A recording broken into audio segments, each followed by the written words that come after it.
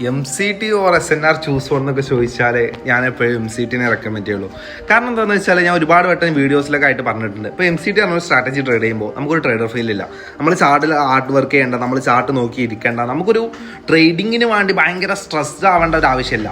മനസ്സിലായോ? അത് നമുക്ക് ഒരു ഇപ്പോൾ പാർട്ട് ടൈം ആയിട്ട് ട്രേഡിംഗ് ചെയ്യാൻ ഉദ്ദേശിക്കുന്ന ഒരാൾക്കൊക്കെ പറ്റിയ സ്ട്രാറ്റജിയാണ് MCT. നമുക്കൊരു ടൈമിൽ ഒരു എഫേർട്ട് ഇടണ്ട. പക്ഷേ SNRലൊക്കെ നമ്മൾ സസ്റ്റെയിൻ ചെയ്യണമെങ്കിൽ, നമുക്ക് പ്രോഫിറ്റബിൾ ആവണമെങ്കിൽ നമ്മൾ അത്രയും ഹാർഡ് വർക്ക് ഇടണം, നമ്മൾ അത്രയും ഡിസിപ്ലിൻ ആയിരിക്കണം, നമ്മൾ അത്രയും സമയം ചാർട്ടിൽ ചിലവഴിക്കണം. എങ്കിലൊക്കെ മാത്രമേ ഇതിൽ നിന്നൊക്കെ പ്രോഫിറ്റബിൾ ആകാൻ പറ്റുള്ളൂ.